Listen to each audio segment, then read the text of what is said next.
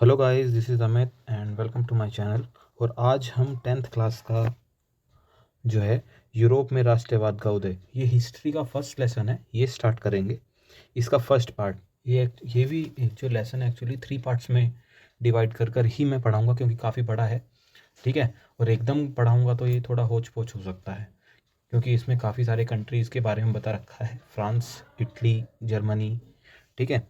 और थोड़ा इंग्लैंड के बारे में भी और यूरोप के जितने भी कंट्रीज़ हैं उनके बारे में है, तो थोड़ा और नेम भी काफ़ी ज़्यादा हैं इसमें, तो इस वजह से इनको 3 पार्ट में डिवाइड करके मैं पढ़ाऊँगा। ठीक है, देखते हैं।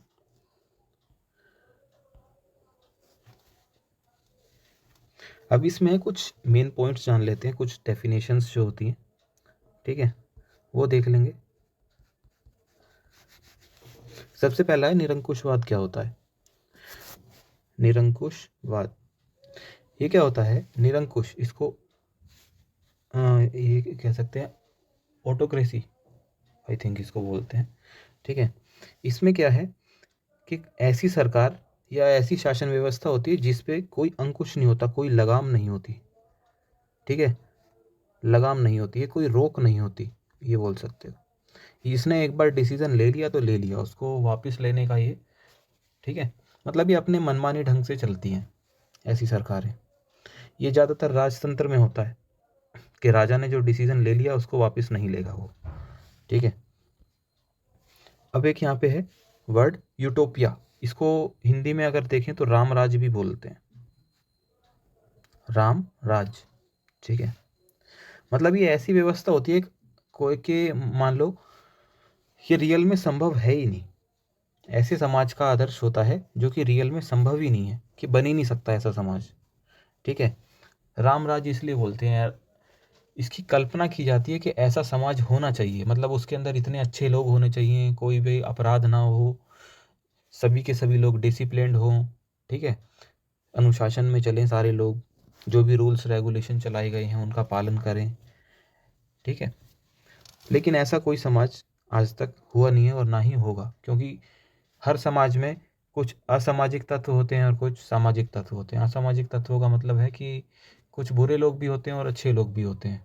ठीक है, सारे के सारे लोग 100% ऐसा नहीं हो सकता कि अच्छे ही हों। ठीक, तो ये ऐसा समाज होता है जिसकी बस कल्पना की जाती है लेकिन उसका साकार होना संभव नहीं होता। अब बात करते हैं जनमत संग्रह की, इसको बोलते हैं रेफरेंडम इंग्लिश में। ठीक है, रेफरेंडम ये क्या होता है। मान लो किसी देश में कोई डिसीजन लिया जाना है, मान लो हिंदुस्तान में जैसे जब भारत आज़ाद हुआ था तो 565 टुकड़े थे इसके। तो कुछ राज्यों में जो अंग्रेज छोड़ के गए थे उनमें राजा राज कर रहे थे, राजाओं का राज था। और ये जो अंग्रेज हैं ये चॉइस दे के गए थे कि या तो तुम हिंदुस्तान में शामिल हो जाओ या पाकिस्तान में। तो कई बार ऐसी सिचुएशन हुई, जैसे जूनागढ़ की ये सिचुएशन हुई थी, उसमें जो राजा है वो तो पाकिस्तान में शामिल होना चाह रहा था और जो वहाँ की जनता है वो इंडिया में शामिल होना चाह रही थी। ठीक है, ये एग्जाम्पल बता रहा हूँ। तो हुआ क्या, जनमत संग्रह के जरिए मतलब लोगों से वोट डलवाए गए। ठीक है, वोट डलवाए गए तो उससे हुआ क्या, वहाँ की जनता की स्पष्ट जो अभिक्रिया है वो सामने आ गई कि भाई हम हिंदुस्तान में शामिल होना चाहते हैं, तो उस जगह को हिंदुस्तान में शामिल कर लिया गया। ठीक है, ये तो एग्जाम्पल बताया था मैंने इसका जनमत संग्रह का। जनमत संग्रह होता क्या है, इसके द्वारा वोट डलवाकर या मतदान डलवाकर लोगों की राय जानने की कोशिश होती है कि इनको ये चीज़ पसंद है तो हाँ, नहीं तो ना। ठीक है, फिर उसके आधार पे आगे डिसीजन लिया जाता है। ये तो रहा जनमत संग्रह। ऐसे ही जो आगे आने वाले कुछ मेन पॉइंट्स हैं वो भी या डेफिनेशंस हैं, हम हर वीडियो की स्टार्टिंग में थोड़ा उसको डिस्कस कर लेंगे ताकि 1-2 नंबर का क्वेश्चन आए तो उसको टैकल कर सकें। ठीक है, नेक्स्ट देखते हैं। चैप्टर में ही एक नाम दे रखा है अर्स्टन रेनन। ठीक है, ये फ्रांसीसी थे। फ्रांसीसी फिलोसफर थे, यानी कि दार्शनिक बोलते हैं इसको हिंदी में। ठीक है, इन्होंने राष्ट्र के नाम पे एक डेफिनेशन दी थी। राष्ट्र, इनकी नज़रों में जो राष्ट्र है या कोई देश है वो होता क्या है, राष्ट्र की डेफिनेशन। ठीक है, ये काफ़ी अच्छी डेफिनेशन लगी तो मैंने सोचा डिस्कस कर लेते हैं इसको थोड़ा सा। इन्होंने डेफिनेशन में क्या बोला, एक जो देश है या राष्ट्र है ये लंबे प्रयासों, त्यागों और निष्ठा का एक चरम बिंदु होता है। ठीक है, मतलब एक देश बनने के लिए क्या होता है, लंबे प्रयास होते हैं, ठीक है,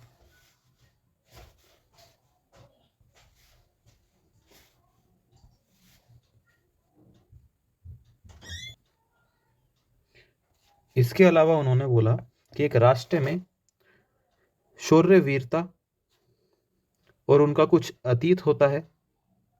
ठीक है, महान पुरुषों के नाम जुड़े होते हैं। ठीक है, वहाँ की एक सामाजिक पूंजी होती है, तभी हम किसी राष्ट्र की कल्पना या विचार कर सकते हैं। किसी राष्ट्र में मतलब अगर हम कुल मिला के इनकी जो डेफिनेशन है उनको सिंपल करके देखें तो ये है कि वहाँ पे वीरता, मतलब कुछ लोगों ने बलिदान दिया होगा। ठीक है, महान पुरुष होंगे, जैसे हमारे यहाँ गांधी जी हैं। इसके अलावा ठीक है, उनके प्रयास रहे होंगे, कुछ बदलाव करने के लिए उन्होंने कुछ त्याग किया होगा, प्रयास किए होंगे। तो ये सब चीज़ें एक राष्ट्र के बनने में महत्वपूर्ण भूमिका निभाती हैं। ठीक है, अब नेक्स्ट देखते हैं थोड़ा सा। तो जो ये जो चैप्टर है वो बेसिकली किसके ऊपर है, यूरोप में राष्ट्रवाद। ठीक है, कि कैसे यूरोप के अलग अलग देश एक राष्ट्र के रूप में उभरे और उनके अंदर ये भावना कैसे आई कि हमको एक देश बना लेना चाहिए। क्योंकि 1815 के आसपास या उससे पहले यूरोप में बहुत सारे क्या थे, राजा थे जो कि निरंकुश शासक थे। ठीक है, निरंकुश थे। अब वहाँ के लोगों को ऐसा कब लगने लगा कि हमको लोकतंत्र को अपना लेना चाहिए, तो उसकी जो सबसे पहले शुरुआत हुई है वो कहाँ से हुई है, फ्रांसीसी क्रांति से हुई है। फ्रांसीसी क्रांति अगर हमने 9th में पढ़ा हो तो कब हुई थी, 1789 में। ठीक है, तो सबसे पहला जो स्टेप था यूरोप में राष्ट्रवाद का वो बहुत ही इंपॉर्टेंट यही है, फर्स्ट स्टेप फ्रांसीसी क्रांति ही है।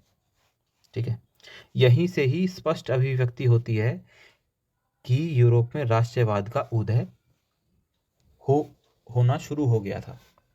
ठीक है, अब देखते हैं यूरोप में जब क्रांति हुई, इसमें सॉरी फ्रांस में जब क्रांति हुई तो वहाँ के लोगों में सामूहिक भावना पैदा करने के लिए क्या क्या किया गया, क्या क्या कदम उठाए गए।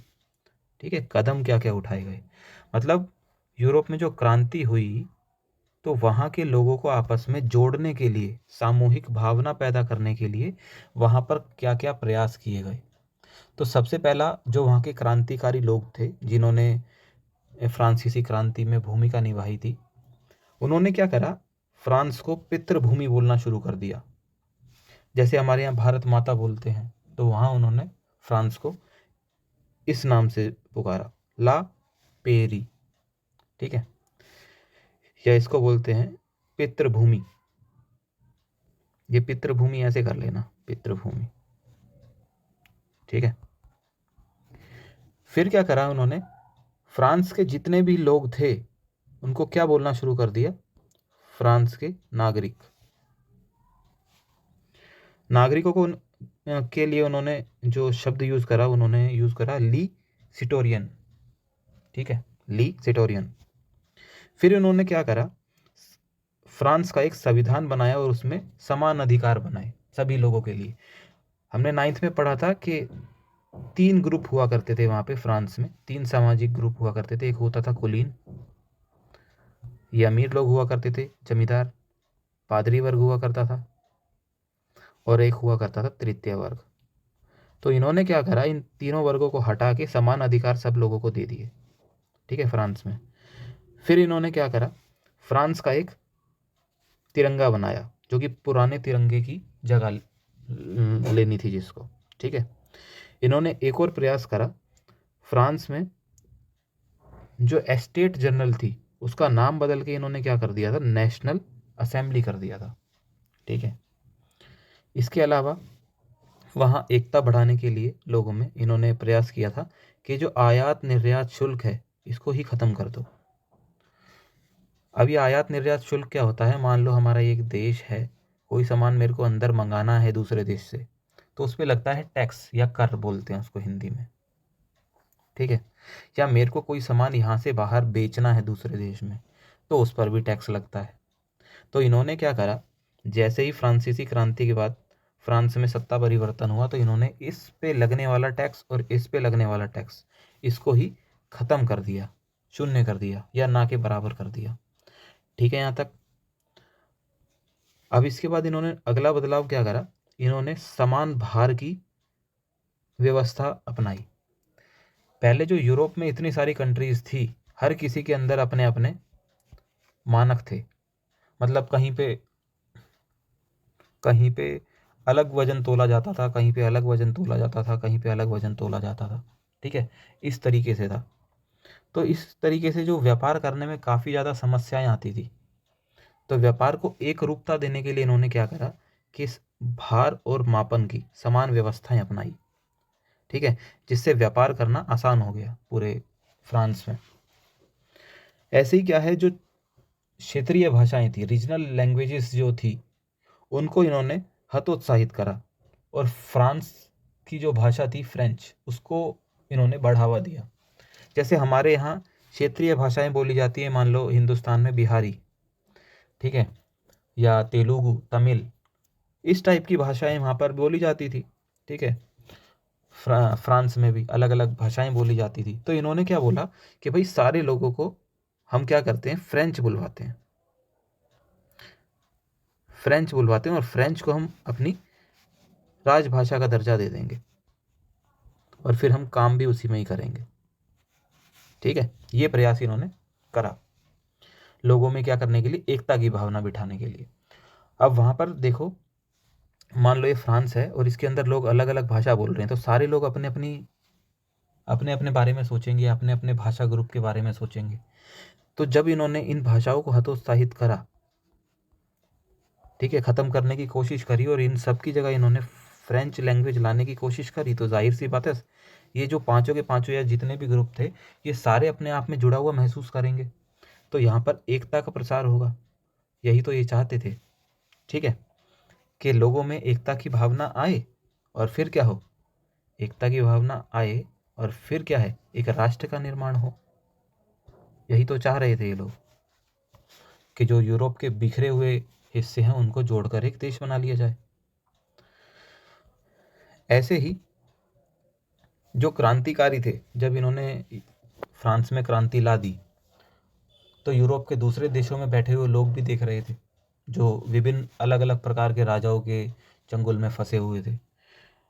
तो जब इन्होंने फ्रांस को आज़ाद कराया राजा से, तो इन्होंने क्या बोला कि हम यूरोप के बाकी देशों को भी, ये जो निरंकुश राजा हैं, इनसे आज़ाद करवाएंगे, ठीक है। यूरोप में अभी जो करंटली लगभग 28 प्लस देश हैं, 28 प्लस देश, और उस वक्त मेन 4 या 5 हिस्सों में ये बटा हुआ था। तो सोचो कि जो फ्रांस है उसके अलावा भी वहाँ पर बहुत सारे टुकड़े थे, ठीक है। तो जब फ्रांस के लोग आज़ाद हुए, तो दूसरे फ्रांस के जो दूसरे हिस्से में बैठे हुए लोग थे, उनकी नज़र थी उन पे, और फ्रांस में आज़ाद होने के बाद इन क्रांतिकारियों ने क्या बोला कि हम दूसरे लोगों को भी क्या करेंगे, मुक्त करवाएंगे राजाओं के चंगुल से। तो जब फ्रांस के बाकी के क्षेत्र में बैठे हुए लोगों ने ये सब देखा, तो वहाँ पर भी फ्रांस की ही तरह जैकोबिन क्लब की स्थापना होने लगी, ठीक है। और फिर क्या हुआ, 1790 में जो फ्रांस की सेना थी वो पोलैंड, बेल्जियम, स्विट्ज़रलैंड और इटली के अंदर प्रवेश कर जाती हैं। तो शुरुआत में तो लोगों ने वहाँ पर स्वागत करा इन सेनाओं का कि ये हमें आज़ाद करवाने आई है। लेकिन धीरे धीरे क्या हुआ, आगे हम इसके बारे में पढ़ेंगे कि यही स्वागत दुश्मनी में बदल जाता है। लेकिन उससे पहले हम देख लेते हैं कि नेपोलियन ने वहाँ पर क्या क्या बदलाव करवाए थे। ठीक है, काफ़ी इंपॉर्टेंट है, नेपोलियन ने क्या क्या बदलाव करे। ठीक है, नेपोलियन ने सबसे पहला बदलाव क्या करा था, एक नागरिक संहिता बना दी थी 1804 में। नेपोलियन संहिता बोलते हैं इसे, या नागरिक संहिता बोलते हैं। इसके तहत इसने क्या करा था, जो जन्म के आधार पर लोगों को विशेष अधिकार मिलते थे, ठीक है, उनको खत्म कर दिया था,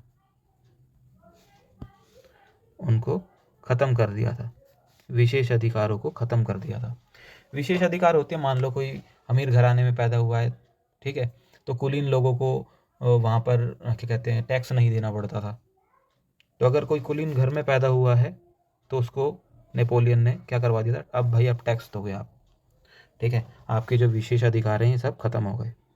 और क्या करा था इन्होंने, इसने नेपोलियन ने कानून के समक्ष बराबरी कर दी थी, कि सारे सारे जो इस समाज में जितने भी लोग रह रहे हैं वो कानून के समक्ष क्या हैं, कानून के सामने बराबर हैं, किसी के साथ भेदभाव नहीं होगा। अगर किसी ने जुर्म करा है, चाहे वो अमीर हो चाहे गरीब, सेम सजा। ठीक है, और नेपोलियन ने क्या करा, संपत्ति का अधिकार दिलवा दिया था लोगों को, सामंती व्यवस्था को खत्म कर दिया गया था। ठीक है, कि भाई ये कुलीन वुलीन कुछ नहीं करेंगे, ये किसी गांव से टैक्स वगैरह नहीं लेंगे, सीधा सरकार टैक्स लेगी। और क्या करा था इन्होंने, नेपोलियन ने यातायात और संचार के साधनों को सुधारा था। ठीक है, एक समान भार व्यवस्था इन्होंने अपनाई थी, हम पीछे पड़ चुके हैं। और क्या करा था, पूरे देश में पहले क्या था, अलग जर्मनी जो है या फ्रांस में है, जैसे जर्मनी का एग्जांपल बताता हूँ, जर्मनी के 39 हिस्से थे, इनके अंदर 39 के अंदर अलग अलग मुद्रा चलती थी। ठीक है, और अलग अलग यहीं पे माप था। ठीक है, तो जब अलग अलग मुद्रा चलती थी, मान लो किसी को इसी के अंदर एक जगह है, एक जगह से दूसरी जगह पे जाके व्यापार करना है, तो भाई इसकी करेंसी अलग है, इसकी करेंसी अलग है, तो काफ़ी दिक्कत होती थी। तो जब इसने एक राष्ट्रीय मुद्रा अपना ली तो हुआ क्या कि अब पूरे 39 के 39 में एक ही टाइप की मुद्रा चलेगी, पैसे चलेंगे। अब होगा क्या, व्यापार करने में बहुत आसानी हो गई। ठीक है, तो ये नेपोलियन ने कुछ बदलाव करवाए थे, उसमें से ये 8 बदलाव मैंने यहाँ पे मेंशन कर रखे हैं। अब देखते हैं, जैसे हमने पीछे पढ़ा था यहाँ पे ये, कि यूरोप के लोगों ने, जो फ्रांस की सेना थी, ये विभिन्न हिस्सों में गई थी यूरोप के, शुरुआत में तो इनका क्या करा था, स्वागत करा था, लेकिन बाद में ये स्वागत किस में तब्दील हो गया था, ये स्वागत तब्दील हो गया था दुश्मनी में। ठीक है, तो उस दुश्मनी का कारण क्या था, कि क्यों फ्रांस के लोग चिढ़ने लग, फ्रांस की सेना से फ्रांस की सेना से यूरोप के लोग चिढ़ने लग गए थे। उसका कारण क्या था, इन्होंने टैक्स बढ़ा दिए थे। मान लो इन्होंने क्या करा था, इटली में प्रवेश करा था, बेल्जियम में प्रवेश करा था, तो वहाँ पर जो राजा राज कर रहा था, तो उसकी सत्ता को हटा के इन्होंने क्या करा था, खुद राज करने लग गए थे। ठीक है, और इन्होंने क्या करा था, टैक्स को बढ़ा दिया था, तो जिससे लोग क्या है, महंगाई की मार झेल रहे थे। और महंगाई की वजह से क्या है, परेशान होने के बाद आम जनता आवाज़ ही उठाती है और चिढ़ने लग जाती है। ठीक है, और इसने क्या करा था, नेपोलियन ने सेंसरशिप लगा दी थी, कि भाई तुम अखबार में या तुम बोल नहीं सकते मेरे खिलाफ, अगर बोलोगे तो उसको जेल में डालना, मार देना। ठीक है, इस टाइप की घटनाएं सामने आने लगी तो लोग चिढ़ने लग गए कि भाई हम तो अब सरकार के खिलाफ भी नहीं बोल सकते। ठीक है, और क्या हुआ, जो फ्रेंच सेना थी वो क्या है, जबरदस्ती भर्ती करने लग गई थी यूरोप के लोगों को। और वो किस वजह से करने लग गई थी, देखो, फ्रांस की सेना भर्ती क्यों करने लग गई थी, पहले उसने क्या करा था, अगर आप देखोगे तो पोलैंड, बेल्जियम और स्विट्ज़रलैंड और इटली में अपनी सेना घुसाई। फिर उसको लगा कि मैंने ये तो इलाके जीत लिए, अब मेरे को बाकी यूरोप जीतना है, तो उसके लिए किसकी ज़रूरत होगी, सेना की। तो फिर इन्होंने क्या करा, जो इन क्षेत्रों में लोग रहते थे उनको ज़बरदस्ती सेना में घुसाना शुरू कर दिया। ठीक है, जिससे कि लोग काफ़ी चिढ़ने लग गए कि भाई हम तो सेना में जाना नहीं चाहते, हम अपने बच्चों को भेजना नहीं चाह रहे थे, और ये ज़बरदस्ती हमको ले जा रहे हैं। तो उनको इतना फ़ायदा नहीं देख रहा था कि ये जो सेना है, फ्रेंच सेना, हमको आज़ाद कराने आई थी और ये तो हमको ही गुलाम बना रखा है इसने। ठीक है, तो इस वजह से ये जो दुश्मनी है बहुत जल्दी इसमें चेंज हो गई थी, सॉरी, जो दोस्ती है दुश्मनी में चेंज हो गई थी। ठीक है, so guys thanks for watching. अगर ये वीडियो अच्छा लगे तो please do like and subscribe my channel. Thanks a lot.